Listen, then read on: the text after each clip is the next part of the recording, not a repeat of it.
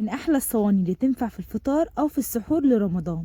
النهاردة هنعمل مع بعض صينية كده تنفع للفطار، سهلة وسريعة وبسيطة جدا. هاتي كام حباية من الطماطم وقطعيهم مكعبات صغيرة حطيها في الطاسة من غير ولا نقطة مية ولا زيت ولا سمنة ولا أي حاجة.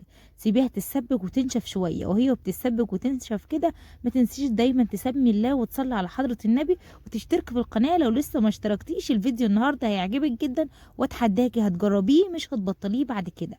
الطماطم عندي اتسبكت كده ونشفت معايا خالص.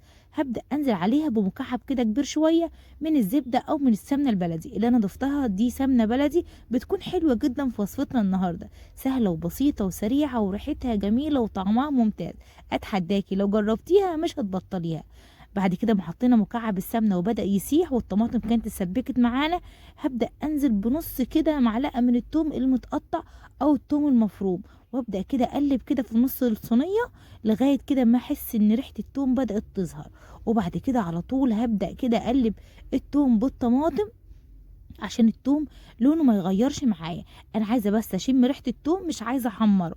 وبعد كده هبدا انزل بقرن فلفل اخضر كده وابدا اقلب الفلفل بالطماطم بالثوم. يا سيدي بقى هنا على الريحه خطيره، ريحه جميله جدا.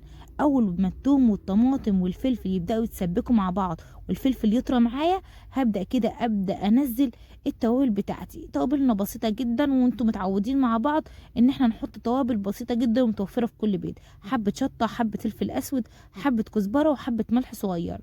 بس كده محطتش توابل اكتر من كده وهقلب. وبعد كده هنا الريحة كانت جميلة، ريحة الكزبرة رهيبة، تتبيلة خطيرة.